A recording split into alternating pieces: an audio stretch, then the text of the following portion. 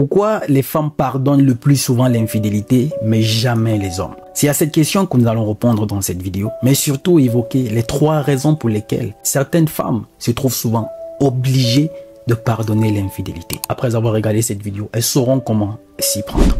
Déjà, il faut rappeler que nous avons 3 réactions d'hommes différentes face à l'infidélité.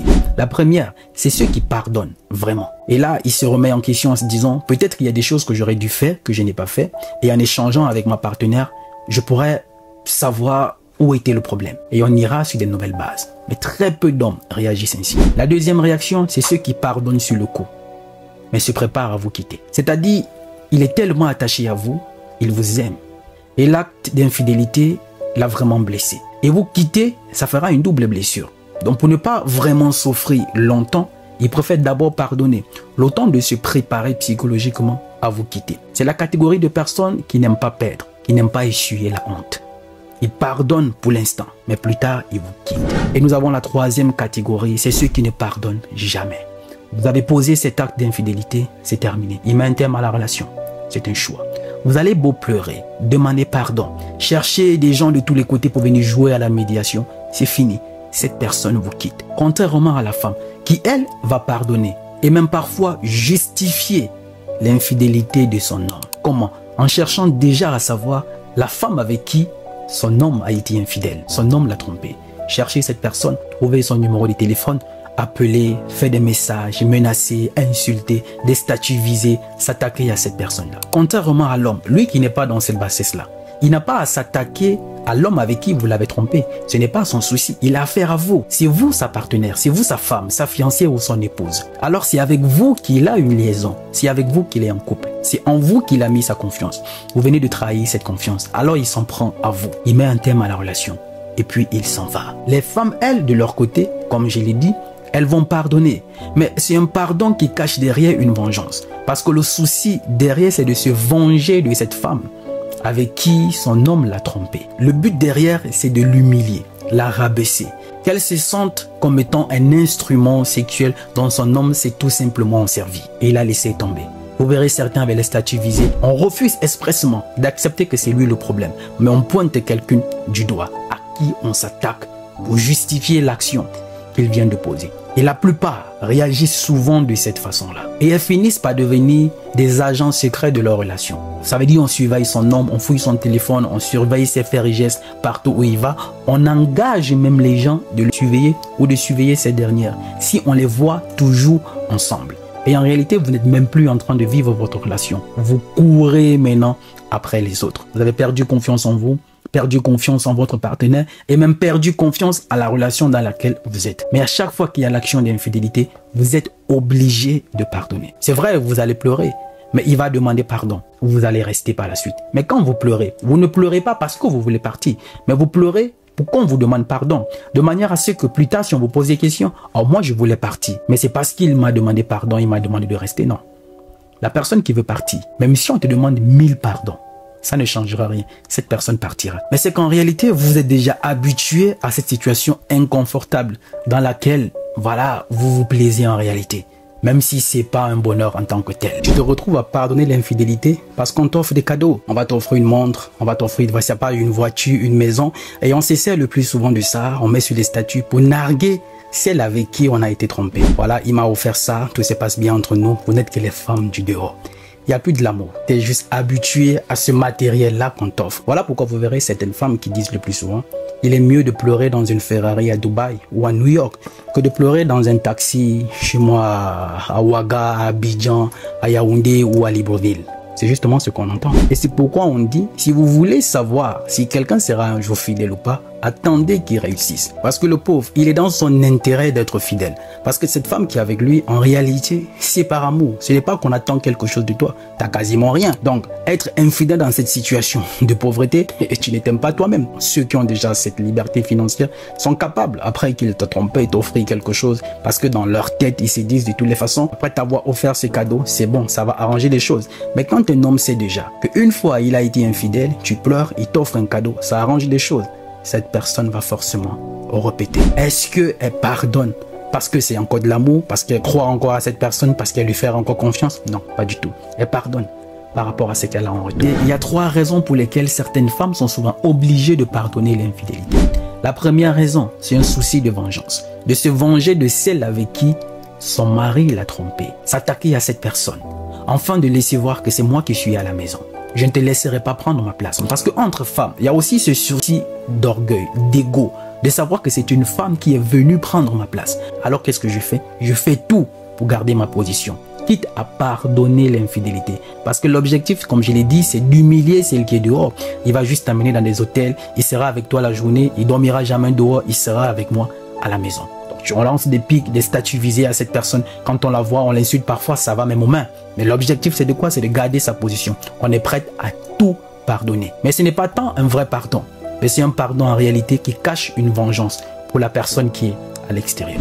Et la deuxième raison, c'est le regard de la société. La peur du regard de la société. Si je pars, qu'est-ce que la société dira de moi? Qu'est-ce que ma belle famille ou les beaux-frères diront? Ou encore parfois, quand on est même en conflit avec la belle famille, et voilà, on fait tout pour rester. Parce qu'on s'est dit, bon, la belle famille veut que je parte. Ils ne veulent pas me voir avec leur fils. Ils ont déjà peut-être prévu une autre fille quelque part qui veut me remplacer. Alors je ne partirai pas. Même s'il va me tromper, même s'il sera infidèle, je vais pardonner. Je serai toujours là. Donc on a quelque chose à prouver. Le regard de la société. Avec des amis de son homme, peut-être, voilà, on a des divergences d'opinion. On n'est pas parfois en accord sur certains sujets. Ou encore, on a plus ou moins des soucis, des mésententes. Qu'est-ce qu'on fait? On se dit, bon, de toutes les façons, eux aussi, ils veulent que je parte. Mais je ne partirai pas.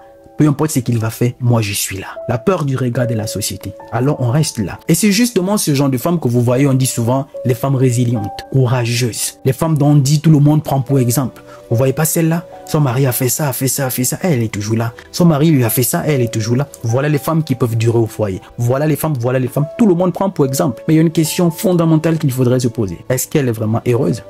La réponse est non. Elle est justement là par la peur du regard de la société. Elle est justement là parce qu'elle a quelque chose à prouver, soit à la belle famille ou aux amis. Elle ne veut pas leur donner raison. Voilà pourquoi elle pardonne l'infidélité. Vous voyez peut-être la résilience, mais en réalité, elle n'est pas heureuse. Et la troisième raison, et c'est justement pour moi la raison que la plupart des femmes utilisent pour pardonner l'infidélité, c'est quoi? La peur de l'étiquette de mère célibataire. J'ai déjà un enfant avec lui. J'ai déjà 2 enfants, 3 enfants. Parce que j'ai des personnes avec qui on est en consultation le plus souvent. Des femmes qui, pour des raisons, ont 1, 2, 3 enfants. Je ne veux plus partir. Je ne peux pas partir. Je vais y aller où? Alors on se retrouve obligé de pardonner l'infidélité de son homme. Mais ce qu'on oublie, c'est que en réalité, tu es dans une situation dans laquelle tu n'es plus heureuse. Tu as perdu confiance en toi. Tu as perdu confiance en la relation. Tu as perdu confiance en ton partenaire. En réalité, tu es dans un environnement qui est hostile à ton épanouissement. Et tu t'entêtes quand même à rester parce que tu as déjà des enfants et tu as peur de l'étiquette de mère célibataire. On dit souvent, on ne peut pas transmettre ce qu'on n'a pas. On ne peut pas donner ce qu'on n'a pas. Tu vis dans un environnement où tu n'es pas épanoui. Comment veux-tu éduquer tes enfants dans l'épanouissement? Tu n'es pas épanoui. Tu n'es pas heureuse. Comment tu vas leur transmettre ça? Il est même de ton intérêt, au contraire, de partir et d'éduquer tes enfants dans un environnement sain où tu es équilibré psychologiquement. Parce qu'en insistant, en restant, tu éduques tes enfants en réalité sans le savoir, vous allez leur transmettre les blessures émotionnelles que tu subis dans cette relation-là. Donc la peur de l'étiquette de mère célibataire pousse la plupart à pardonner l'infidélité. C'est pourquoi je vais dire à cette catégorie de femmes de comprendre. Mère célibataire n'est pas une fatalité. Ce n'est pas une fin en soi. On se reconstruit après une séparation. On se reconstruit après une déception. La vie continue.